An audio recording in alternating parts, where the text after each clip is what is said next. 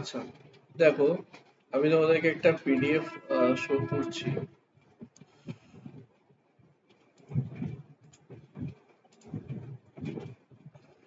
দেখতে পাচ্ছ, এটা আগের একটা বই আছে, সেই অবজেক্ট ওরিয়েন্টেড এর ওপর খুব সহজে মানে লেখা আছে এটা।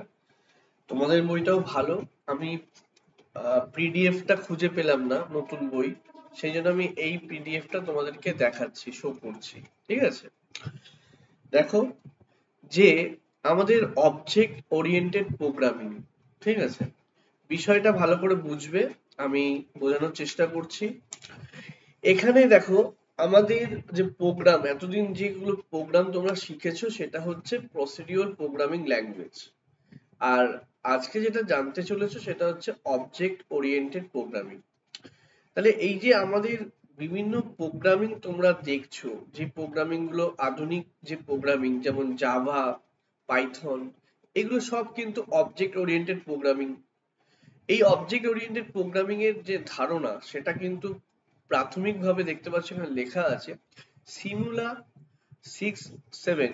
এই প্রথম অবজেক্ট ওরিয়েন্টেড প্রোগ্রামিং, এটাই কিন্তু প্রচলন শুরু হয়েছিল এবং 1960 দশকে এটা প্রথম আমাদের মানে প্রচলন হয়। আচ্ছা, তোমরা সবাই শুনতে পাচ্ছ কিনা একটু আমাকে একটু জানাও। হ্যাঁ দাদা। আচ্ছা, ঠিক আছে, হ্যাঁ স্যার। ওকে, হ্যাঁ স্যার। ওকে। দেখো, ঠিক আছে, ঠিক আছে। এবার দেখো, এই যে আমাদের যে প্রোগ্রামিং, জয়েনিং হয়ে গেছে তো সবাই? ঠিক আছে। এই যে আমাদের যে নতুন যে অ্যাপ্রোচ, মানে অবজেক্ট ওরিয়েন্টেড প্রোগ্রামিং, এখানে কি হচ্ছে, এখানে হচ্ছে আমাদের যে প্রোগ্রামটাকে সহজে সমাধান যাতে করা যায়, মানে প্রোগ্রামের যে আমরা জটিলতা দেখা যায়, যে মানে আমাদের যে গতানুগতিক যেটা আছে, সেখানে আমাদের কি আছে, প্রোগ্রামে অনেকটা জটিলতা দেখা যায়। সেই জটিলতা থেকে আমরা যাতে ত্রুটিমুক্ত ভাবে আমরা প্রোগ্রামটাকে যাতে করতে পারি, সেই জন্য প্রসিডিওর প্রোগ্রামিং ধারণা থেকে একটা নতুন একটা ধারণা তৈরি করা হয়েছে, যেটা হচ্ছে অবজেক্ট ওরিয়েন্টেড প্রোগ্রামিং। সেখানে ডেটা সুরক্ষা, ডেটার গোপনীয়তা, এটাকে বেশি গুরুত্ব দেওয়া হয়েছে। কারণ দেখা গেছে যে আমরা প্রসিডিওর প্রোগ্রামিং ল্যাঙ্গুয়েজে যখন আমরা প্রোগ্রামটাকে করি, সেক্ষেত্রে কোনো একটা মানে প্রোগ্রামে আমরা যদি ডেটার পরিবর্তন করি, সেটা প্রোগ্রামের যে ডেটা আছে সেখানে পরিবর্তন ঘটে বা ডেটার গোপনীয়তা বজায় থাকে না। সেই কারণে কিন্তু অবজেক্ট ওরিয়েন্টেড প্রোগ্রামিং ক্ষেত্রে যেটা বিশেষ করে জোর দেওয়া হয়েছে, ডেটার যাতে করে সুরক্ষিত রাখা যায়, ডেটার গোপনীয়তা বজায় রাখা যায়, সেটাই হচ্ছে মূল লক্ষ্য। এবং সেই জন্যই কিন্তু এই অবজেক্ট ওরিয়েন্টেড প্রোগ্রামিংটা তৈরি করা হয়েছে। এবার এই যে প্রথম যে সিমুলা 67, এটাই প্রথম অবজেক্ট ওরিয়েন্টেড প্রোগ্রামিং। এটা 1960 দশকে তৈরি হয়েছিল এবং বর্তমানে কিন্তু আমাদের সি প্লাস প্লাস ব্যাপক পরিচিত। এবং তোমরা জানো এখন সি প্লাস প্লাস এর জায়গায় আমাদের পাইথন চলে এসছে। পাইথন কিন্তু অনেকটা জায়গা নিয়ে নিয়েছে, ঠিক আছে, কারণ সি প্লাস প্লাস হচ্ছে আগেকার একটা প্রোগ্রামিং ল্যাঙ্গুয়েজ। এবং তোমরা যেটা পড়ছো, যে বইটা পড়ছো, সেই বইটা কিন্তু আমাদের আমাদের পুরাতন মানে সিলেবাসে, মানে তোমাদের যে সিলেবাস আছে সি প্লাস প্লাস, সেখানে নতুন সিলেবাসে কিন্তু সি প্লাস প্লাস এর জায়গা হয়নি, সেখানে পাইথনকে নিয়ে আসা হয়েছে। ঠিক আছে, এবং অনেক জায়গাতেই তোমরা দেখবে যে আমাদের বিভিন্ন সিবিএসসি বোর্ড বা সেখানে কিন্তু সি প্লাস প্লাস কে প্রায় 3-4 বছর আগে বাদ দেওয়া হয়েছে। তোমরা সেটা জানো কিনা জানি না। সিবিএসসি আমি পড়াতাম, সেখানে সি প্লাস প্লাস ছিল। সেখানে কিন্তু কম্পিউটার সায়েন্সে সি প্লাস প্লাস কে বাদ দিয়ে পাইথন কে নিয়ে আসা হয়েছে প্রায় 3-4 বছর হয়ে গেছে। মানে আমি 2019-এর কথা বলছি, 19 বা 20-র কথা বলছি। সেই সময় থেকে কিন্তু পাইথন প্রোগ্রামিং ল্যাঙ্গুয়েজ সিবিএসসি তে চলে এসেছে, কিন্তু তোমাদের সেই সি প্লাস প্লাসটাকে রেখে দেওয়া হয়েছিল। যাই হোক, এই যে সি প্লাস প্লাস কিন্তু কি, তোমাদের আগের দিন ধারণা দিয়েছিলাম, যারা ক্লাসে উপস্থিত হওনি আমি আবারও বলে দিচ্ছি, সি প্লাস প্লাস কিন্তু একটা সি এর একটা বর্ধিত সংস্করণ। মানে সি তে যা আছে সেটার একটা সুপারসেট বলা হয় এই সি প্লাস প্লাস কে। মানে সি এর সুপারসেট হচ্ছে সি প্লাস প্লাস। মানে হচ্ছে সি হচ্ছে প্রসিডিউরাল প্রোগ্রামিং ল্যাঙ্গুয়েজ, এবং তার সাথে অবজেক্ট ওরিয়েন্টেড প্রোগ্রামিং ল্যাঙ্গুয়েজের পদ্ধতিকে সংযুক্তকরণ করে, সেটাকে যুক্ত করে সেখানে তৈরি করা হয়েছে সি প্লাস প্লাস। ঠিক আছে, এবং এখানে কি হচ্ছে, আমাদের প্রসিডিউর প্রোগ্রামিং ল্যাঙ্গুয়েজের ক্ষেত্রে যেমন আমরা ফাংশনকে গুরুত্ব দেওয়া হতো। এখানে কিন্তু কোনো মানে প্রসিডিউর প্রোগ্রামিং ল্যাঙ্গুয়েজে যেমন আমাদের ফাংশনকে গুরুত্ব দেওয়া হতো, এখানে কিন্তু অবজেক্ট ওরিয়েন্টেড ক্ষেত্রে ক্লাস বা অবজেক্টকে গুরুত্ব দেওয়া হয়, মানে অবজেক্ট তৈরি করে আমরা কাজগুলো করে থাকি। এবার এই অবজেক্ট কাকে বলে, ক্লাস কাকে বলে, এইগুলোকে আমরা আজকে ভালো করে বুঝবো। ঠিক আছে, এবার এই যে ধরো আমরা এইখানে যেটা দেখো বইতে দেওয়া আছে যে লাইব্রেরিতে রেখে সেই ক্লাসকে মানে আমরা কি করতে পারি, আমরা নতুন করে ক্লাস তৈরি করব। মানে আমাদের কি হচ্ছে, আগেকার যে প্রোগ্রাম গুলো ছিল সেখানে আমরা ফাংশন তৈরি করতাম, ফাংশনের মাধ্যমে মানে প্রোগ্রাম গুলোকে ছোট ছোট অংশে ভাগ করে কাজগুলো করতাম। কিন্তু এখানে যেগুলো হবে আমরা কিন্তু কি করব, ক্লাস তৈরি করব, ডিজাইন করব এবং ক্লাসগুলোকে লাইব্রেরিতে লিখে, মানে লাইব্রেরি মানে তোমরা জানো যে একটা জায়গায় রাখা হয়, সেখানে রেখে আমরা ব্যবহার করব, তাতে করে প্রোগ্রাম করার ক্ষেত্রে অনেক সুবিধা আসবে। এবার দেখো আমাদের এই যে অবজেক্ট ওরিয়েন্টেড প্রোগ্রামিং, মানে তার আগে আমাদের এখানে দেখো দিয়েছে প্রসিডিউর প্রোগ্রামিং ল্যাঙ্গুয়েজ কি ছিল, মানে ব্যাপারটা কি। দেখো এখানে প্রসিডিউর প্রোগ্রামিং এর ক্ষেত্রে কোবল, পাস্কাল, ফরট্রান, সি, তোমরা নামগুলো শুনেছো, এগুলো সব পুরাতন, মানে আমাদের আগেকার যে প্রোগ্রাম গুলো করা হতো সেইগুলো প্রসিডিউর, মানে প্রসিডিউর ওরিয়েন্টেড প্রোগ্রামিং।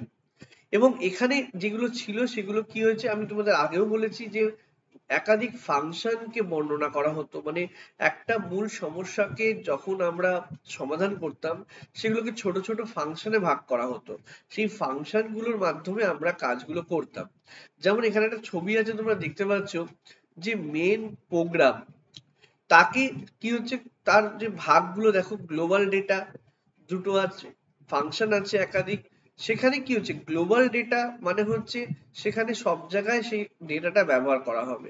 আর লোকাল ডাটা যেটা হচ্ছে ফাংশন ওয়ানের ভিতরে যেগুলো রয়েছে সেটা ফাংশনের ক্ষেত্রে লোকাল ডাটা, সেই ফাংশনের ক্ষেত্রে ব্যবহার করা হবে। এবার এই প্রসিডিউর প্রোগ্রামিং ল্যাঙ্গুয়েজের কি হচ্ছে, এই যে ফাংশন গুলো যে ব্যবহার করছো, এই ফাংশনে কিন্তু আমাদের এই ডেটা সমূহকে অতটা গুরুত্ব দেওয়া হয় না, মানে এই যে ডেটা গুলো তোমরা দেখতে পাচ্ছ, ডেটার নিরাপত্তা ততটা বজায় থাকে না। মানে এখানে কি বলছে দেখো, গ্লোবাল হিসেবে যখন আমরা ডেটা রাখি, একই ডেটা বিভিন্ন ফাংশন ব্যবহার করার অনুমতি পাচ্ছে, মানে আমরা এই যে গ্লোবাল ডেটাটাই কিন্তু সব জায়গাতেই ব্যবহার করা যায়। গ্লোবাল ডেটা মানে হচ্ছে দেখবে যখন আমরা প্রোগ্রামে কোনো একটা ভেরিয়েবলকে ঘোষণা করি, সেটা গ্লোবালি যদি আমরা ঘোষণা করি, সেটা কিন্তু যে কোনো প্রোগ্রাম মানে যে কোনো ফাংশনে কিন্তু সেটা ব্যবহার করার সুযোগ পায়। আর যদি কোনো ডেটা যদি লোকাল ডেটা হয়, সেটা হচ্ছে সেই ফাংশনের জন্য নির্দিষ্ট, মানে সেই ফাংশনই কিন্তু ব্যবহার করতে পারবে। তাহলে কি হচ্ছে, আমরা দেখা যায় যে অনেক সময় কি হয়, একটা সিস্টেমের ডেটা অন্য সিস্টেমের ফাংশন দ্বারা মানে কি হয় আংশিকভাবে পরিবর্তন হয়ে যায়, মানে সেই অসুবিধা, সেই ফাংশনের দ্বারা যখন আমরা কোনো ডেটাকে কাজ করি, ডেটা নিয়ে যখন কাজ করি, তখন কিন্তু সেটা প্রবলেম হয়। কারণ ডেটার ফাংশনের মধ্যে যে সম্পর্কটা, সেখানে কি হচ্ছে আমাদের যখন কোনো একটা ফাংশনের কোনো চেঞ্জ করা হচ্ছে, সেখানে ডেটার পরিবর্তনও ঘটছে।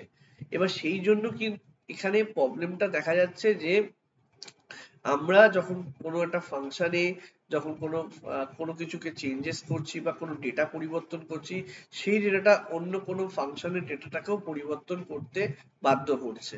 সেই জন্য কিন্তু এই প্রসিডিউর প্রোগ্রামিং ল্যাঙ্গুয়েজের ক্ষেত্রে ডেটার গুরুত্ব বা ডেটার গোপনীয়তা বজায় থাকে না। এটাই হচ্ছে মূল কথা, এটাই হচ্ছে প্রসিডিউর প্রোগ্রামিং ল্যাঙ্গুয়েজ সম্পর্কে এখানে দেওয়া আছে। আচ্ছা, তোমাদের বই আমার হাতে আছে, এখানে দেখতে পাচ্ছি। তোমরা দেখবে প্রথম পৃষ্ঠা যেটা দেওয়া আছে, তোমরা বইটাকে একটু সাথে নিয়ে দেখো। আমি আজকে শো করতে পারলাম না কারণ পিডিএফটা খুঁজে পেলাম না।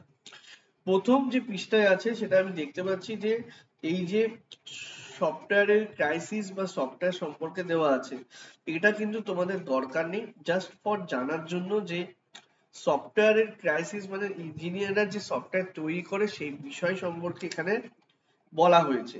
এটা খুব একটা প্রয়োজন নেই। প্রয়োজন আছে হচ্ছে দেখবে তোমাদের এই যে যেটা আমি তোমাদের শো করছি প্রসিডিউর প্রোগ্রামিং ল্যাঙ্গুয়েজ, সেটা কিন্তু পরের পৃষ্ঠায় আছে, 459 পৃষ্ঠায় তোমরা এটা পাবে। এখানে প্রসিডিউর প্রোগ্রামিং ল্যাঙ্গুয়েজটা তোমাদের কিন্তু পড়তে হবে। এখানে যে আমি ছবিটা দেখতে পাচ্ছি, এখানেও কিন্তু একাধিক ফাংশন দেখতে পাচ্ছ, একাধিক ফাংশন, যে কথাটা আমি তোমাদেরকে বললাম যে এখানে যে ফোকাসটা, সেটা ফোকাসটা সম্পূর্ণ ফাংশনের উপর থাকে, ঠিক আছে? এই যে ফাংশনকে নিয়ে কিন্তু প্রসিডিউরাল প্রোগ্রামিং ল্যাঙ্গুয়েজ কাজগুলো করে থাকে, ঠিক আছে? এখানে দেখবে বইতে তোমাদের যেটা দেওয়া আছে যে কোনো সমস্যা সমাধানের জন্য শ্রেণীবদ্ধ ভাঙনের মাধ্যম বা পদ্ধতি ব্যবহার করা হয়। প্রসিডিউরাল প্রোগ্রামিং মূলত অনেকগুলো নির্দেশের সমষ্টি মেনে মানে নির্দেশ মেনে কম্পিউটার চলে এবং সেই নির্দেশগুলো গ্রুপ, যে নির্দেশের একটা গ্রুপ আছে সেই গ্রুপটাকে বলা হয় কি ফাংশন। তোমরা ফাংশন সম্পর্কে ক্লাস 11-এ পড়েছিলে। ফাংশন হচ্ছে কি, কতগুলো নির্দেশকে একত্রিত করে একটা ফাংশন তৈরি করা হয়, সেটা আমরা রান করি এবং একটা ফাংশন আর একটা ফাংশনের দ্বারা কল বা প্রভাবিত হতে পারে, মানে কল করে করা হয়ে থাকে। এখানে তোমরা দেখবে পরের পৃষ্ঠায় কিন্তু সেই গ্লোবাল ডেটার কথা এখানে কিন্তু দেওয়া আছে যে আমাদের প্রসিডিউরাল প্রোগ্রামিং এ যেমন আমাদের কি আছে, কোনো ফাংশন অজান্তেই ডেটার মানের পরিবর্তন যদি ঘটায় সেটা গ্লোবাল ডেটার পক্ষে সেটা ঝুঁকিপূর্ণ হয়। মানে কোনো একটা বড় প্রোগ্রামে ধরো তুমি কোনো একটা ডেটা পরিবর্তন করেছো, সেক্ষেত্রে কিন্তু সেই পরিবর্তনটা অন্যান্য প্রোগ্রামের মানে ফাংশনের ক্ষেত্রেও কিন্তু সেটা ব্যবহৃত হতে পারে। কারণ আমাদের দেখা যায় কোনো একটা ডেটা অন্য একটা ফাংশনে ব্যবহৃত হয়েছে, সেক্ষেত্রে একটা জায়গায় যদি আমরা পরিবর্তন ঘটাই আর একটা জায়গায় সেটা ক্রিয়াশীল হয়, ঠিক আছে? এই হচ্ছে আমাদের প্রসিডিউরাল প্রোগ্রামিং, তোমরা বই থেকে পড়তে পারবে। এখানে দেখবে সুন্দর করে দেওয়া আছে, কিছু বৈশিষ্ট্য দেওয়া আছে যেগুলো বলছি তোমাদেরকে। কাজ দেখো এই বইতে কিন্তু ডিটেলসে আমি যেটা শো করছি এখানে কিন্তু অতটা নেই, তোমাদের বইতে কিন্তু খুব সুন্দর করে ডিটেলসে দেওয়া আছে, যেখানে দেখতে পাচ্ছি কতগুলো বৈশিষ্ট্য দেওয়া আছে। একটু দেখে নাও বৈশিষ্ট্যগুলো, পেজ নাম্বার 460।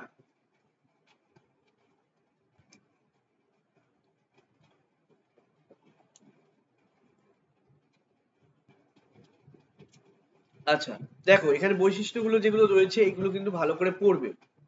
যেমন বৈশিষ্ট্য নম্বর প্রথমে দেওয়া আছে কাজ করার উপর জোর দেওয়া হয়। এখানে যে কাজ যে অ্যালগোরিদমস যেগুলো তৈরি করা হয় সেই অ্যালগোরিদমস এর উপরে কিন্তু সেখানে জোর দেওয়া হচ্ছে। বড় বড় প্রোগ্রামগুলোকে ফাংশন হিসেবে ছোট ছোট প্রোগ্রামে বিভক্ত করা হয়। বেশিরভাগ ফাংশন গ্লোবাল ডেটা শেয়ার করে, বিভিন্ন ফাংশনগুলো কিন্তু গ্লোবাল ডেটা শেয়ার করে। ফাংশন থেকে ফাংশন ডেটাগুলো সিস্টেমের চারিদিকে খোলামেলা ভাবে বিন্যস্ত, মানে একটা ফাংশনের ডেটা আরেকটা ফাংশনকে প্রভাবিত করতে পারে, ঠিক আছে?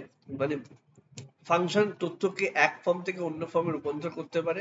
এবং এখানে যেটা মাধ্যম, যেটা টপ ডাউন অ্যাপ্রোচ পদ্ধতিতে জোর দেয়। টপ ডাউন মানে হচ্ছে প্রোগ্রামের উপর, মানে প্রোগ্রাম যখন স্টার্ট হচ্ছে উপর থেকে মানে নিচে মানে কাজ হয়। মানে আমাদের প্রোগ্রামিং কি হয়, প্রসিডিউরাল প্রোগ্রামিং এর ক্ষেত্রে স্টেপ বাই স্টেপ হয়। এই স্টেপটা একদম টপ থেকে শুরু হয় এবং নিচের দিকে ডাউনের দিকে যেতে থাকে, ঠিক আছে? এই প্রসেসেই কিন্তু আমাদের প্রোগ্রামটা কাজ করে, ঠিক আছে? এই প্রসিডিউরাল প্রোগ্রামিং কিন্তু আমাদের এইভাবে আমাদের কাজগুলো করতে হয়, মানে কাজ বা বৈশিষ্ট্য এগুলো তোমরা মনে রাখবে। এবার আমরা চলে আসবো হচ্ছে object oriented programming. Object oriented programming যেটা আমাদের এই বিষয়, সেটা তোমরা নিশ্চয়ই বুঝতে পারছো যে ডেটাকে মানে গুরুত্ব দেওয়া হচ্ছে, মানে কি বলছে, ডেটাকে সমগ্র সিস্টেমে ছড়িয়ে ছিটিয়ে না রেখে কতগুলো একক ইউনিট, এই একক ইউনিটকে কি বলা হচ্ছে, অবজেক্ট বলা হচ্ছে। এবং এই অবজেক্টের মাধ্যমে কি হচ্ছে, আমরা সেই ডেটাকে কোনো ফাংশনের মধ্যে সীমাবদ্ধ রাখতে পারছি।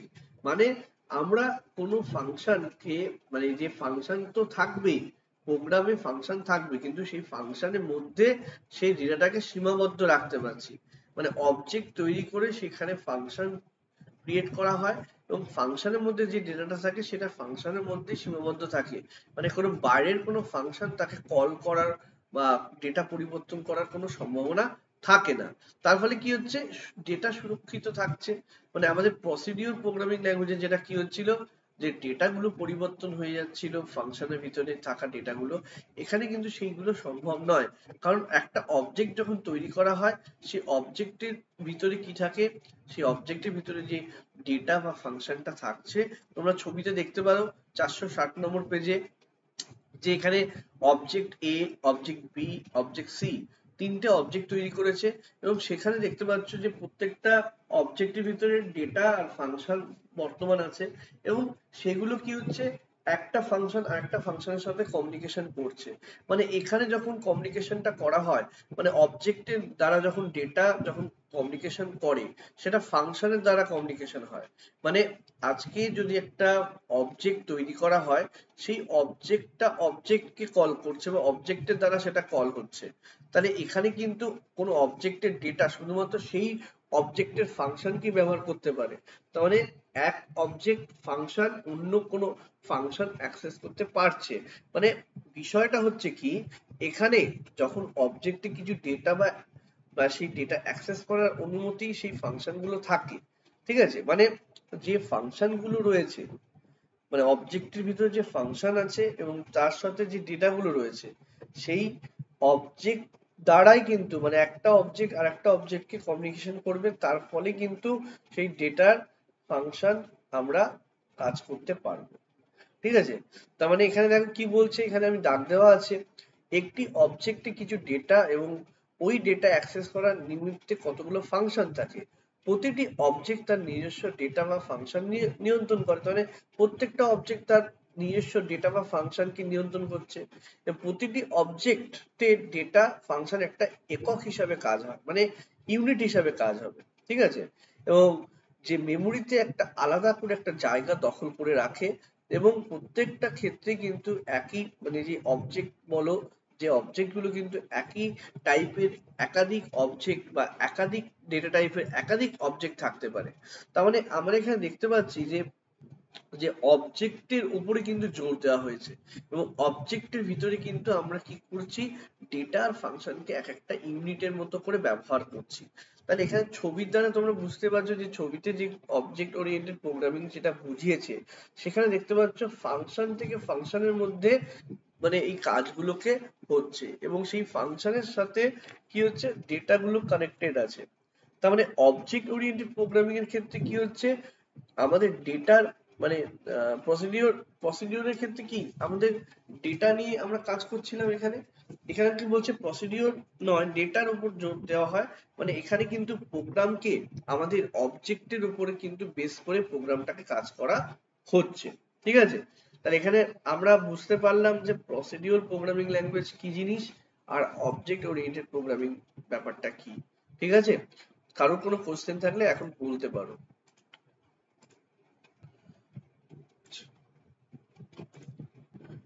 আচ্ছা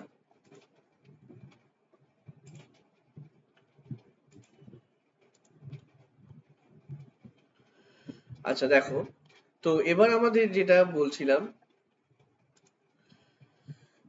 অবজেক্ট ওরিয়েন্টেড এর কিছু টার্মস আছে যেগুলো জানতে হবে।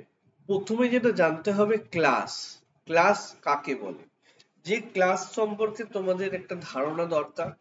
দেখো, ক্লাস আমরা যখন প্রোগ্রাম করব দেখবে ক্লাসকে ডিফাইন করা হয়। হ্যাঁ, এটা এক ধরনের কিন্তু বলতে পারো ইউজার ডিফাইন বা ব্যবহারকারী নির্ধারিত ডেটা টাইপ, মানে এক ধরনের ডেটা টাইপের মতো কাজ করে। মানে প্রোগ্রাম যখন তৈরি করি, প্রোগ্রামে নতুন একটা ডেটা টাইপ তৈরি করা। দেখবে তোমরা যখন ক্লাস আগের দিন যখন করিয়েছিলাম, ক্লাস যখন ডিফাইন করা হয়, ক্লাসের ভিতরে কত রকম আমরা ভেরিয়েবলকে আমরা নিয়ে থাকি, এবং ভেরিয়েবলের যে ডেটা টাইপ গুলোকে ঘোষণা করে দিই, এবং সেই সাথে ক্লাসের অন্তর্ভুক্ত কি কি ফাংশন আছে সেগুলোকেও আমরা ঘোষণা করি। তাহলে এটা কি হচ্ছে, আমরা একটা ডেটা টাইপের মতো আমরা কাজ করছে। ক্লাস কিন্তু একটা ইনবিল্ট কতগুলো মানে ডেটা টাইপ যেগুলো আছে ভেরিয়েবল বা চলরাশি, সেগুলোকে আমরা কি করছি, অ্যাক্সেস করার জন্য কতগুলো ফাংশন ব্যবহার করছি, এবং সেই ফাংশনের মধ্যে আমরা কি করছি, কতগুলো আহ মানে আমরা প্রোগ্রাম রচনা করছি, মানে লিখছি, এবং তারপর সেই সেই যে ক্লাস, যে ক্লাসের ভিতরে আমরা কাজগুলো করেছি, সেই ক্লাসে আমরা ভেরিয়েবল ঘোষণা করছি, এবং এই ভেরিয়েবল গুলো কিন্তু বিল্ড ইন ডেটা টাইপ, মানে আমরা যেগুলোকে আগের থেকেই তৈরি করা, সেগুলোকে আমরা কিন্তু বিল্ড ইন ডেটা টাইপ বলে থাকি। মানে ডেটা টাইপ মানে ভেরিয়েবল বলতে পারো। এই যে দেখবে ক্লাস যখন তোমরা যখন লিখবে, তখন দেখবে ক্লাসের যে মানে ভিতরে আমরা কি করি, তার বৈশিষ্ট্যগুলোকে লিখি। হ্যাঁ, ক্লাসের কিন্তু বৈশিষ্ট্য থাকে। ক্লাস ক্লাস কি হয়, ক্লাস হচ্ছে, ধরো আমি লিখলাম স্টুডেন্ট, স্টুডেন্ট যদি ক্লাস হয় তার যে বৈশিষ্ট্যগুলো কি হয়, নেম, রোল, মার্কস, হ্যাঁ এইগুলো হচ্ছে তার বৈশিষ্ট্য। তাহলে ক্লাস হলো একই ধরনের কতগুলো অবজেক্টের শ্রেণী, ঠিক আছে। যেমন ধরো এখানে একটা উদাহরণ দেওয়া আছে, হ্যাঁ ফল, ফল একটা ক্লাস, ফল একটা ক্লাস। এবার ফল কত রকমের হয়, আম হয়, জাম হয়, কলা হয়। এই যে এইগুলোকে এক একটা কি বলছে, অবজেক্ট বলছে। মানে আমরা এখানে ফলকে আমরা একটা ক্লাস বলছি, এবং তার যে মানে বিভিন্ন ধরনের যে অবজেক্ট মানে হয় সেটাকে কি বলা হচ্ছে, এই যে আম, জাম, কলা এইগুলোকে অবজেক্ট বলা হচ্ছে। তাহলে প্রোগ্রামে এক বা একাধিক ক্লাস নিয়ে আমরা করতে পারি, মানে ক্লাস গঠিত করতে পারি, ঠিক আছে। এবং সেই ক্লাস প্রোগ্রামে যখন আমরা ব্যবহার করব, ঠিক আছে, এবার সেই প্রোগ্রাম আমরা ক্লাসটাকে কি করা হয়, অবজেক্টের সাথে আমরা কিন্তু রিলেটেড, মানে ক্লাস আর অবজেক্ট, ক্লাস যদি তৈরি করো অবজেক্ট তোমাকে তৈরি করতে হবে। তোমরা প্রোগ্রাম করার সময় দেখবে ক্লাস যখন তৈরি করা হয় লাস্টে তোমাকে কিন্তু অবজেক্টের মাধ্যমে কাজটাকে সম্পন্ন করতে হয়। অবজেক্ট গুলো কি কি, যে অবজেক্ট গুলোর কথা আমি বললাম, যে অবজেক্ট আমাদের কি হয়ে থাকে, আজকে এই যে ধরো ক্লাস ফল যদি ক্লাস হয় তাহলে আম, জাম, কাঁঠাল এরকম হচ্ছে, এগুলো হচ্ছে কি তার অবজেক্ট, ঠিক আছে। এরকম ভাবে দেখো পরের যে ইয়েতে রয়েছে, এখানে ডেসক্রাইব করা আছে। দেখো এখানে কি করেছে, স্টুডেন্ট একটা ক্লাস আছে, এই স্টুডেন্ট ক্লাসের ভিতরে দেখো কি আছে, এখানে রোল, নেম, মার্কস এইগুলো হচ্ছে ভেরিয়েবল ঘোষণা করা হয়েছে। এই যে রোল এর লং লেখা আছে, ক্যার ক্যারেক্টার, ফ্লোট এইগুলো ডেটা টাইপ, তোমরা নিশ্চয়ই জানো ডেটা টাইপ। এবং এই যে এটাকে প্রাইভেট রাখা হয়েছে, প্রাইভেট মানে এই যে অ্যাক্সেসিবিলিটি যেটা মোড সেটা প্রাইভেট, মানে এটা অ্যাক্সেসিবিলিটি মানে এই ফাংশনের মধ্যে বা এই ক্লাসের মধ্যে অন্তর্ভুক্ত থাকবে। আর এই যে দেখো একটা ফাংশন ঘোষণা করা যে গেট ডেটা বা ডিসপ্লে, এইগুলো হচ্ছে পাবলিক, এগুলো পাবলিক মানে গ্লোবাল, মানে যে কোনো ভাবে এটা অ্যাক্সেস করা যায়। তাহলে এই হচ্ছে ক্লাসের গঠন। তোমরা ক্লাসের গঠন আগের দিনও দেখেছিলে ক্লাসে, যে এইভাবে ক্লাসকে গঠন করা হয়। একটা ক্লাসের ভিতরে কতগুলো ভেরিয়েবলকে লেখা হয় এবং কতগুলো ফাংশনকে লেখা হয়ে থাকে, ঠিক আছে। এবার আমরা চলে আসবো অবজেক্ট। অবজেক্টের কথা এখানে দেখো অনেকটা বুঝিয়ে বলেছে। যেমন এখানে বলছে অবজেক্ট হচ্ছে কোনো বস্তু, মানে যেমন মানুষ, বই, কলম, এই ডাস্টার, এই প্রত্যেকটা একটা অবজেক্ট হিসাবে বলা হচ্ছে। এবার আমরা তো এইগুলো বুঝতে চাই না, আমরা বুঝতে চাই প্রোগ্রামে ক্লাস কি। দেখো নিচের প্যারাগ্রাফে চলে আসো, দেখো অবজেক্ট ওরিয়েন্টেড পদ্ধতির রান টাইম এন্টিটি হচ্ছে অবজেক্ট, মানে অবজেক্টের মাধ্যমে কিন্তু আমরা কি হয় প্রোগ্রামটাকে রান করতে পারি। তাহলে অবজেক্ট ওরিয়েন্টেড প্রোগ্রামিং যে ক্লাস টাইপের কোনো ভেরিয়েবলকে, কোনো একটা ভেরিয়েবল ঘোষণা করা হয়, সেই ভেরিয়েবলকে কিন্তু আমরা কি বলে থাকি, অবজেক্ট বলে থাকি। ভালো করে বোঝো, আমরা একটা ক্লাস তৈরি করলাম, সেই ক্লাসকে একটা ভেরিয়েবলের দ্বারা আমরা সেটাকে কি করছি, রান করছি, সেটাকে বলা হচ্ছে অবজেক্ট। মানে একটা অবজেক্টে কি হচ্ছে, সেই ডেটাটা এবং ডেটা অ্যাক্সেস করার কিছু ফাংশন থাকে। মানে আমরা যখন একটা অবজেক্ট তৈরি করছি সেই অবজেক্টের মাধ্যমে কিন্তু সেই ডেটাটা এবং ডেটা অ্যাক্সেস করার জন্য কিছু ফাংশন থাকছে, সেই ফাংশন দ্বারা কিন্তু আমরা সেই অবজেক্টটাকে আমরা রান করতে পারছি এবং অন্য অবজেক্টের সাথে যোগাযোগ রক্ষা করতে পারছি, এবং সেই অবজেক্টটা মেমোরিতে একটা স্থান দখল করছে এবং সেখানে একটা মেমোরি অ্যাড্রেস তৈরি করছে। মানে এই অবজেক্ট তৈরির মাধ্যমে কিন্তু প্রোগ্রামটা রান টাইম মানে এনটিটি হিসেবে কাজ করছে। রান টাইম এনটিটি মানে যখন আমরা প্রোগ্রামটা রান করছি প্রোগ্রামটা কিন্তু আমাদের মেমোরিতে একটা অ্যালোকেশন করছে এবং সেই মেমোরিতে যখন একটা আলাদা করে একটা অ্যাড্রেস তৈরি করছে, সেই অ্যাড্রেসের মাধ্যমে কিন্তু আমরা সেই অ্যাড্রেসের মাধ্যমে আমরা কি করতে পারছি, সেখানে কাজগুলো করতে পারছি। ব্যাপারটা বোঝা যাচ্ছে? তাহলে কি হচ্ছে, আমাদের একই প্রোগ্রামে একাধিক অবজেক্ট থাকতে পারে, একাধিক অবজেক্ট একাধিক প্রোগ্রাম ব্যবহার করতে পারে। তাহলে একটি অবজেক্ট অন্য একটির সাথে মিশে যায় না, তার মানে এই সুবিধাগুলো রয়েছে। তাহলে একটা প্রোগ্রামে আমরা একাধিক অবজেক্ট তৈরি করতে পারছি, আবার একই অবজেক্ট একাধিক প্রোগ্রামে ব্যবহার করতে পারছি। তার মানে এই যে বিষয়টা, এইটা কিন্তু অবজেক্ট ওরিয়েন্টেড ক্ষেত্রে খুব গুরুত্বপূর্ণ। এবং এই যে অবজেক্ট যেটা ব্যবহার করছি, প্রোগ্রাম যখন আমরা কাজ হয় সেই কাজগুলো করার সময় কি হয়, এই যে মেসেজ আদান প্রদান করার সময় এই যোগাযোগ করার ক্ষেত্রে আমাদের অবজেক্ট টু অবজেক্ট কাজগুলো হয়ে থাকে। এবং এই অবজেক্টের যে ডেটা টাইপ বা ফাংশন, হ্যাঁ, এইগুলোকে কি করা হয়, এনক্যাপসুলেশন করা হয়। এনক্যাপসুলেশন মানে হচ্ছে আমরা পড়বো সেটাকে একটা জায়গার মধ্যে মানে কি করা হয়, মানে একত্রিত করে রাখা হয় যাতে করে আলাদা কেউ অন্য কোনো মানে অবজেক্ট মানে সেটা সরাসরি অ্যাক্সেস করতে না পারে। ঠিক আছে, তাহলে এখানে আমরা যেটা শিখলাম যে দেখো এই অবজেক্ট, এখানে আমাদের বইতে তোমাদের দেখবে অবজেক্টটা আগে দিয়েছে, বলছে 461 পেজে দেখবে অবজেক্টের সম্পর্কে দেওয়া আছে। অবজেক্ট ওরিয়েন্টেড সিস্টেমের বেসিক বা প্রাথমিক রান টাইম সত্তা যেটা হচ্ছে অবজেক্ট। তাহলে অবজেক্ট গুলি কোনো ব্যক্তি, স্থান, জায়গা যে কোনো কিছু হতে পারে, ঠিক আছে, যা প্রোগ্রাম দ্বারা পরিচালিত হয়।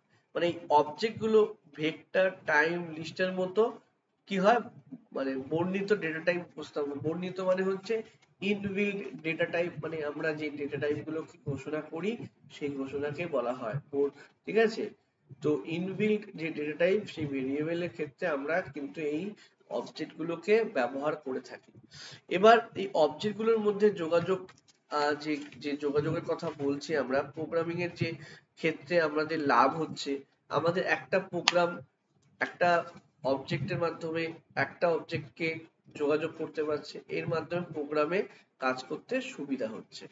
ঠিক আছে, দেখো তো এখানে কি বলছে, অবজেক্ট গুলো মেমোরিতে জায়গা নেয় এবং এই জায়গাটা কি হচ্ছে ডেটা স্ট্রাকচারের মতোই কিন্তু অ্যাড্রেসের সঙ্গে যুক্ত থাকে।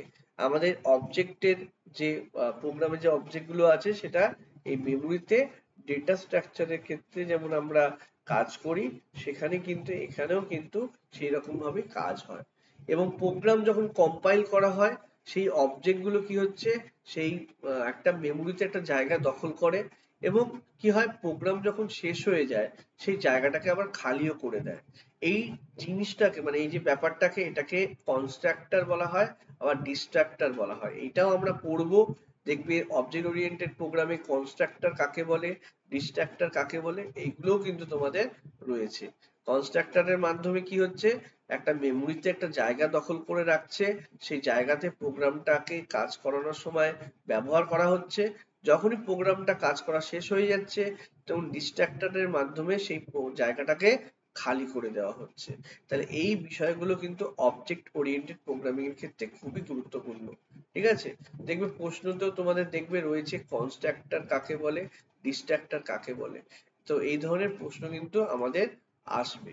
ঠিক আছে, তো সেক্ষেত্রে আমাদের এখানে যেটা বোঝার আছে সেটা নিশ্চয়ই বুঝতে পারছো যে আমি যে বিষয়গুলো তোমাদেরকে বলতে চেষ্টা করছি, যে আমাদের যে অবজেক্ট ওরিয়েন্টেড প্রোগ্রামিং এর ক্ষেত্রে আমাদের যে ফাংশনটা দেখতে পাচ্ছ, এই যে স্টুডেন্ট ওয়ানের ভিতরে যে ফাংশন আছে, এই ফাংশন গুলোর মাধ্যমে কিন্তু আমরা পার্টিকুলার কোন একটা কাজ করার ক্ষেত্রে, হ্যাঁ, আমাদের এখানে দেখতে পাচ্ছ অবজেক্টের যে অবজেক্ট গুলো রয়েছে সেই অবজেক্ট গুলো এখানে যে অবজেক্টের ডেটা যে ডেটাগুলো রয়েছে সেগুলোর ভিতরে রেখে রাখা হয়েছে এবং যখনই কোনো ফাংশনকে কল করা হয় সেই ডেটাগুলোকে কিন্তু সেগুলো অ্যাক্সেস করে।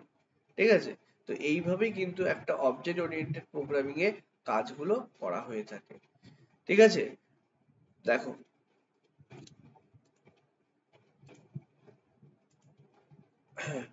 আচ্ছা ইনহেরিটেন্স, দেখো ইনহেরিটেন্স কাকে বলে। দেখো আমরা যখন ইনহেরিটেন্স, যখন ক্লাস অবজেক্ট এই যে তৈরি হচ্ছে, ঠিক আছে, যে প্রক্রিয়ায় কোনো ক্লাস অবজেক্ট মানে যে প্রক্রিয়ায় কোনো ক্লাস বা অবজেক্ট অন্য ক্লাসের বা অবজেক্টের বৈশিষ্ট্যগুলোকে অর্জন করে ইনহেরিটেন্স বলা হয়। যেমন আমি একটা কথার উদাহরণ দিই, যেমন আমাদের বাবা মার যে যে বৈশিষ্ট্যগুলো সেইগুলো আমরা কিছু কিছু বৈশিষ্ট্য আমরা পেয়ে থাকি।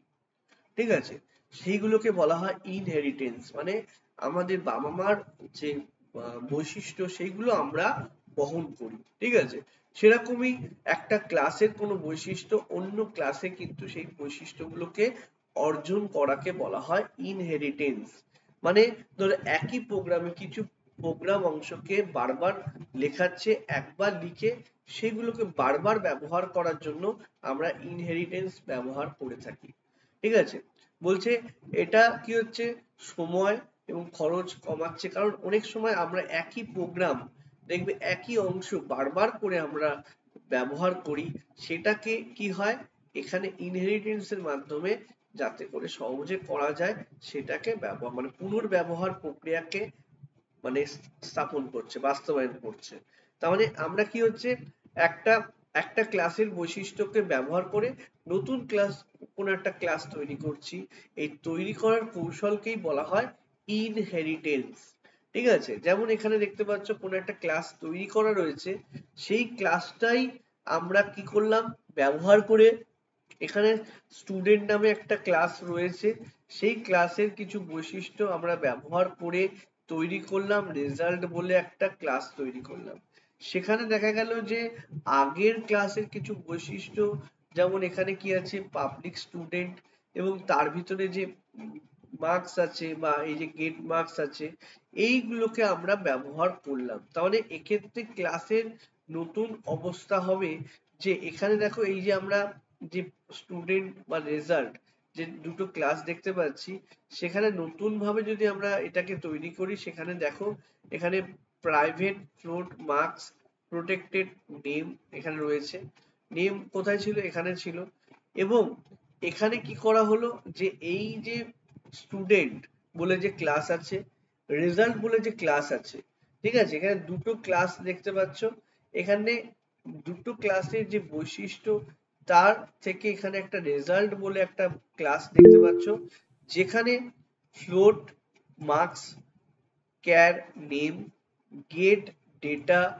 Display get marks show marks, কিন্তু এখানে দেখতে পাচ্ছ দুটো ক্লাসে কিন্তু এগুলো ছিল, সেইগুলো বৈশিষ্ট্যগুলো বহন করছে নতুন একটা ক্লাস রেজাল্ট, সেই ক্লাসে এইরকম ভাবে ইনহেরিট, তাহলে এখানে এই যে নেম যেটা আছে সেটা স্টুডেন্ট ক্লাস থেকে ইনহেরিটেড করা হয়েছে, গেট ডেটা ইনহেরিটেড করা হয়েছে, এটাও তাই। তাহলে এই তিনটে বিষয়কে আমরা কি করেছি রেজাল্টের ভিতরে যুক্ত করেছি, কিভাবে স্টুডেন্ট ক্লাসকে ব্যবহার করে। আশা করি বুঝতে পারছো, এটাকেই বলা হয় ইনহেরিটেন্স। ঠিক আছে, আচ্ছা, এবার আমরা চলে আসি যে বিষয় ডেটা অ্যাবস্ট্রাকশন। ডেটা অ্যাবস্ট্রাকশন মানে হচ্ছে কি নতুন ডেটা টাইপ বর্ণনার কৌশল, যেখানে কিছু ডেটা বা ডেটা অ্যাক্সেস করার জন্য কতগুলো ফাংশন থাকে। ঠিক আছে, এবার এই যে নিজস্ব যে ফাংশন ছাড়া অন্য কোনো ফাংশন ব্যবহার করা যায় না। ঠিক আছে, ডেটা অ্যাবস্ট্রাকশনের সাহায্যে কি হয় আমাদের কিন্তু একটা অ্যাবস্ট্রাক্ট ডেটা টাইপ তৈরি করা, মানে একটা ডেটা টাইপ তৈরি করা, সেই ডেটা টাইপটা কি হচ্ছে সেই বিষয়টা মানে আমরা সেই ডেটা টাইপ ছাড়া আমরা অন্য কোনো ডেটা টাইপ ব্যবহার করতে পারবো না। মানে এই যে ডেটা অ্যাবস্ট্রাকশন বলছে একটা বৈশিষ্ট্য যেখানে সি প্লাস প্লাস এর এই ক্লাসে কিন্তু এই বিষয়টাকে গুরুত্ব দেওয়া হয়, মানে এটা মানে ক্লাসকে কি করছে আমাদের বিশেষ বৈশিষ্ট্য দেওয়া হচ্ছে। দেখবে ডেটা অ্যাবস্ট্রাকশনটা তোমাদের বইতেও বলা আছে যে এখানে কি হচ্ছে ডেটার অ্যাবস্ট্রাকশন বোঝায় পারিপার্শ্বিক অবস্থার বর্ণনা বা ব্যাখ্যা ছাড়াই প্রয়োজনীয় বিষয়গুলোকে উপস্থাপন করা। মানে আমরা এখানে যে বিষয়গুলো মানে ডেটা অ্যাবস্ট্রাকশন কি আছে মানে ব্যবহারকারীর কাছ থেকে অপ্রয়োজনীয় বিষয় গোপন রাখা হয়। মানে আমরা অনেক সময় দেখবে ব্যবহার করার সময় আমরা আমরা যে বিষয়টা কিভাবে তৈরি হচ্ছে সেটা জানতে চাই না। ধরো আজকে আমরা কম্পিউটার ল্যাপটপ কিনছি, ল্যাপটপ যে কিভাবে তৈরি হয় সেটা জানার চেষ্টা করি না, কিন্তু ল্যাপটপটা ব্যবহার করছে এইটুকুই আমরা জানি। ঠিক আছে, সেই ব্যাপারটাকে ডেটা অ্যাবস্ট্রাকশন বলা হয়। মানে আমাদের কি হয় কিছু ডেটাকে আমাদের হাইডিং করা হয়। মানে ধরো তুমি একটা গাড়ি চালাচ্ছ, গাড়ি তুমি চালাচ্ছ ঠিক আছে, গাড়িটা চালানোর যে পদ্ধতি সেটা কি আমরা জানতে চাই বা সেটা কি আমাদের জানানো হয়? পদ্ধতি মানে ইঞ্জিনটা কিভাবে কাজ করে, হ্যাঁ, ডিজেল ইঞ্জিন না পেট্রোল ইঞ্জিন, এই সমস্ত জিনিসগুলো আমরা জানি না। আমরা গাড়ি চালাতে জানি, আমরা গাড়ি চালাচ্ছি, ল্যাপটপ চালাতে জানি, চালাচ্ছি। অনেকেই আছে যে ল্যাপটপটা কিভাবে তৈরি হচ্ছে সেই প্রসিডিওর বা সেগুলো জানার চেষ্টা করে না। ঠিক আছে? তো এই ধরনের এইগুলোকে বলা হয় ডেটা অ্যাবস্ট্রাকশন। ঠিক আছে? মানে এখানে বলে দিচ্ছে দেখো যে যা ব্যবহারকারী দ্বারা সমস্ত লুকানো জটিলতা না বুঝে বা এমনকি চিন্তা না করে প্রদত্ত বিষয়ে আমরা কি করি, আমরা নিজস্ব কাজগুলো করি। মানে আমরা জানতে চাই না যে আমাদের এই যে প্রসেসটা হচ্ছে, এই কাজটা হচ্ছে, এটা কিভাবে হচ্ছে, সেটা আমরা না জেনেই আমরা সেই কাজটাকে করি। সেখানে এখানে দেখবে দেওয়া আছে যে data abstract data type data hiding এর সাথে সঙ্গতিপূর্ণ। মাল্টি শিডিউল প্রসেসিং সিস্টেমে অ্যাবস্ট্রাক্ট ডেটা টাইপের অবজেক্ট সুবিধাজনক। এক্ষেত্রে প্রতিটি মডিউলের মান প্রকাশের জন্য লোকাল ভেরিয়েবল গুলোকে মানে মানগুলো মডিউলের নিজস্ব প্রসিডিউরের সাহায্যে সেটা পরিবর্তন করা যায় না। দেখো এখানে জটিলভাবে বলা আছে, আমি যেটা বলছি যেটা হচ্ছে এখানে দেখবে যে আমাদের কিছু ডেটা আছে, সেই ডেটাগুলো কি হচ্ছে আমাদের ব্যবহার করা হয়, কিন্তু সেই ডেটাগুলো যে কিভাবে ব্যবহার হচ্ছে সেগুলো জানার চেষ্টা করি না। যেমন এখানে বইতে বলে দিয়েছে দেখবেন বাস্তব জীবনে কতগুলো ডেটা অ্যাবস্ট্রাকশন, যেমন গাড়ির উদাহরণটা দিয়েছে, তারপর মাইক্রোওয়েভে গরম করা, যে আমরা যে খাবার গরম করি সেটাকে দিয়েছে। এগুলো বাস্তব জীবনের আমরা যে ডেটা অ্যাবস্ট্রাকশন গুলো হয় সেগুলোর কথা বলা হয়েছে।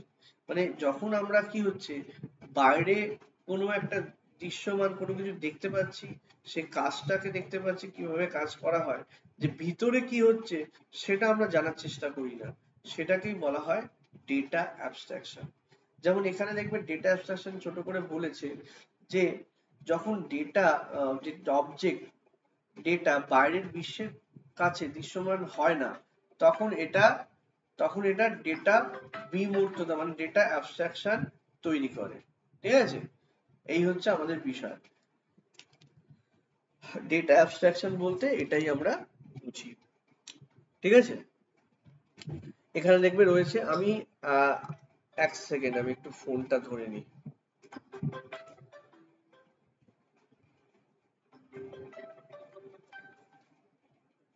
হ্যাঁ বলো। হ্যালো।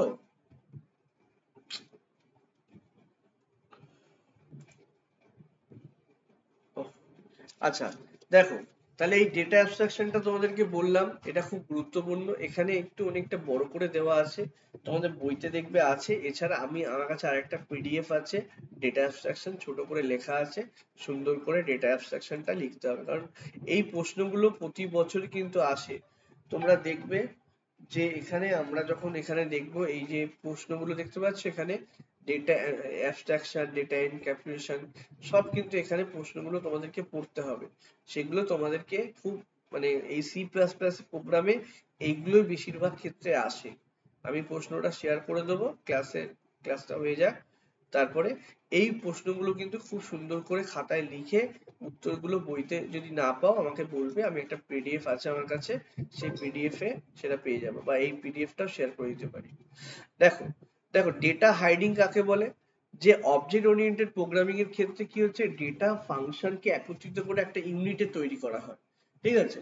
এবং সেই ইউনিটের ফলে কি হচ্ছে, যে ডেটা তার নিজস্ব ফাংশন ব্যতীত অন্য কোনো অবজেক্টের ফাংশন দ্বারা সরাসরি অ্যাক্সেস করা যায় না। মানে হচ্ছে আমাদের ডেটাগুলো যখন আমাদের কাজ হচ্ছে, মানে অবজেক্ট ফাংশন একটা ইউনিটে কাজ করে, এবং সেই যে অবজেক্টের যে ডেটা সেই ফাংশনের ক্ষেত্রে ব্যবহৃত হবে, অন্য কোনো ফাংশনের ক্ষেত্রে সেটা অন্য কোনো অবজেক্টের ফাংশন দ্বারা সেটা প্রভাবিত বা অ্যাক্সেস করতে পারবে না। মানে এই যে কোনো একটা অবজেক্টের ডেটা নিজস্ব যে মেম্বার ফাংশন মানে হচ্ছে তার যে ফাংশন আছে সেই ফাংশন ছাড়া অন্য কোনো ফাংশন অ্যাক্সেস করতে পারবে না। এটাকেই বলা হয় ডেটা হাইডিং। মানে ক্লাসের যে ডেটা ভেরিয়েবল আছে সেটাকে প্রাইভেট ঘোষণা করতে হয়। প্রাইভেট কথাটা তোমাদের দেখেছো, প্রাইভেট লেখা আছে।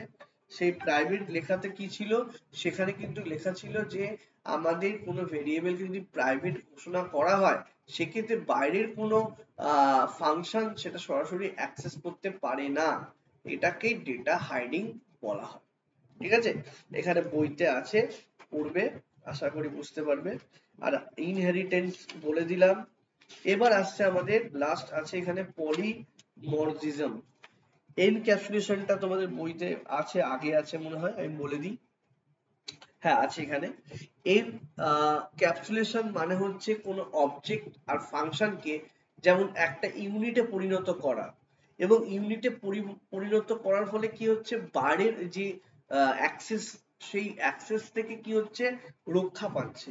মানে আমরা এইমাত্র বললাম ডেটা হাইডিং এর কথা বললাম, দেখুন বইতে হয়তো ডেটা হাইডিং কথাটা হয়তো পাবে না, সেটা ডেটা এনক্যাপসুলেশনের মাধ্যমে তোমরা পাবে। এনক্যাপসুলেশন মানে হচ্ছে যেমন ক্যাপসুল যেমন হয়, ক্যাপসুল কথাটার সাথে এনক্যাপসুলেশন যুক্ত আছে।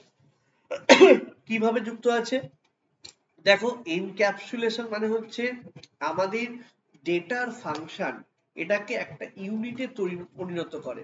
যেমন একটা ক্যাপসুল তৈরি হয়, ক্যাপসুলের ভিতরে কি হয় আমাদের সেখানে যে মেডিসিন থাকে সেই মেডিসিনকে একটা ক্যাপসুল আকারে আমাদের পরিণত করে, সেরকম ভাবে এখানেও কিন্তু সেই অবজেক্ট কি করছে, অবজেক্টের যে ডেটার ফাংশনকে একটা কি করছে, একটা ইউনিটে পরিণত করছে, যার ফলে কি হচ্ছে বাইরের কোনো ফাংশন মানে বাইরের কোনো অবজেক্ট দ্বারা সেটা ব্যবহৃত হতে পারছে না, মানে হচ্ছে সেটা অ্যাক্সেস করতে পারছে না। এটাকেই বলা হয় এনক্যাপসুলেশন, দেখবে এখানে বইতে দেওয়া আছে। আর এখানে দেখবে ডেটা হাইডিং এর কথাটা উল্লেখ করা আছে, যেটা আমি একটু আগে আলাদাভাবে তোমাদের বললাম। এবার আসছে পলিমরফিজম। পলিমরফিজম কথাটা কি হচ্ছে, পলি কথা হচ্ছে বহু, ঠিক আছে।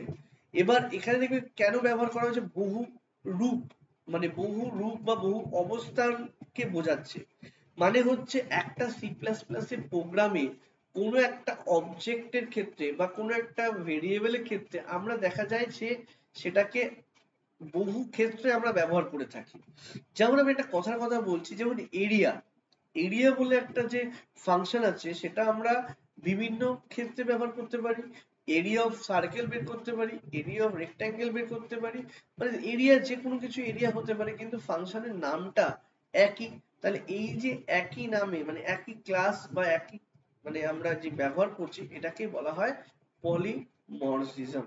এখানে দেখবে বলেছে হয়তো সুন্দর করে এখানে যে যে একটা নাম, ঠিক আছে, এই যে আর্গুমেন্ট, আর্গুমেন্টের ডেটা টাইপ যেটা আমরা ফাংশনের ক্ষেত্রে ব্যবহার করি সেটা দুই বা ততোধিক ফাংশন ব্যবহার করতে পারে।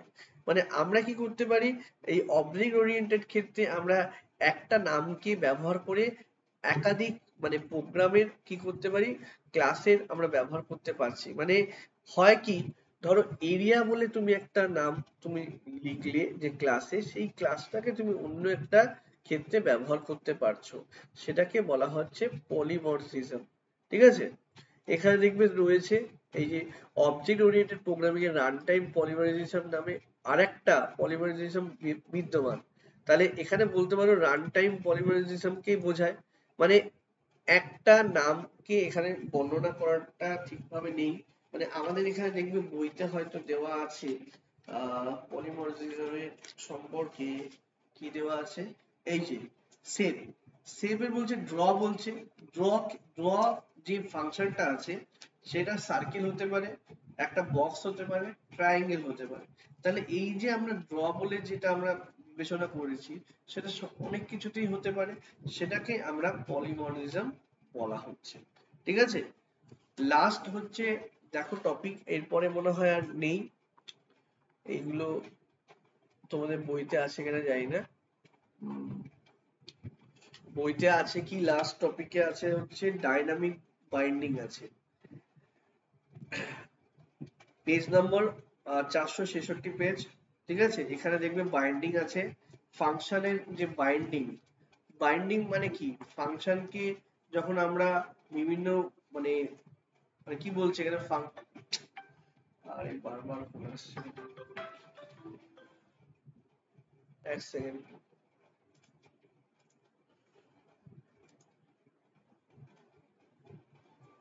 হ্যালো, আচ্ছা আচ্ছা শুনতে পাচ্ছ তো? আচ্ছা এখানে দেখো, এখানে তাহলে আমাদের স্ট্যাটিক বাইন্ডিং সম্পর্কে বলা হচ্ছে যে আমাদের ফাংশন ওভারলোডিং প্রক্রিয়ার ক্ষেত্রে আমরা নানা প্রোটোটাইপ বা বিভিন্ন গঠন বিশিষ্ট ফাংশন আমরা অনুমোদন করি। সেই যে ফাংশনগুলোর যে আর্গুমেন্ট আছে, আর্গুমেন্ট টাইপ বা আর্গুমেন্ট সংখ্যা, তার সাথে মিল রেখে প্রোগ্রাম কম্পাইল করার সময় কম্পাইলার সঠিক মেম্বারকে নির্বাচন করে, মেম্বার ফাংশনকে নির্বাচন করে।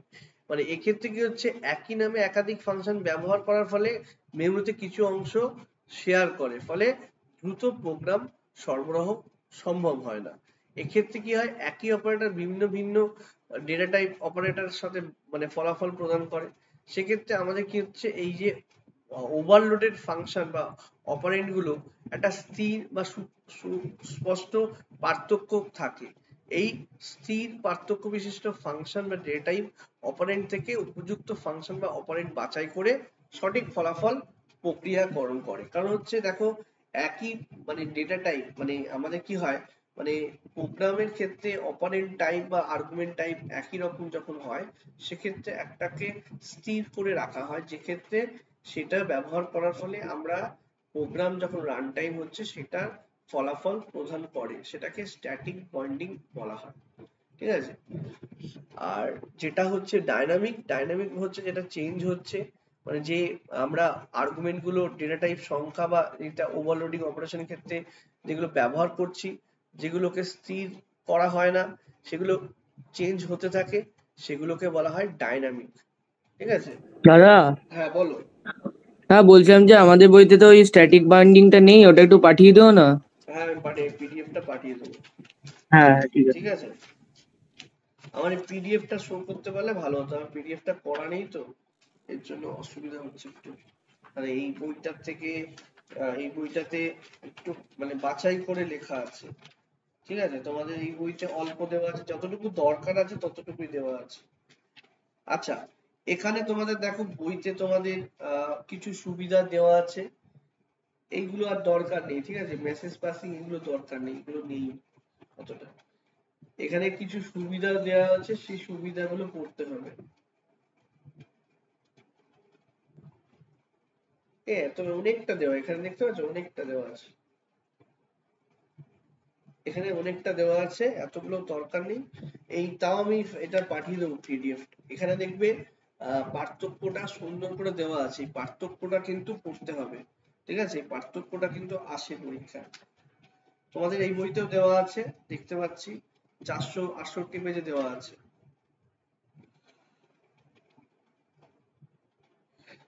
আচ্ছা, দেখো কোনো প্রশ্ন থাকলে বলো। এখানে অবজেক্ট ওরিয়েন্টেড প্রোগ্রামের সুবিধাগুলো একটু পড়ে নেবে।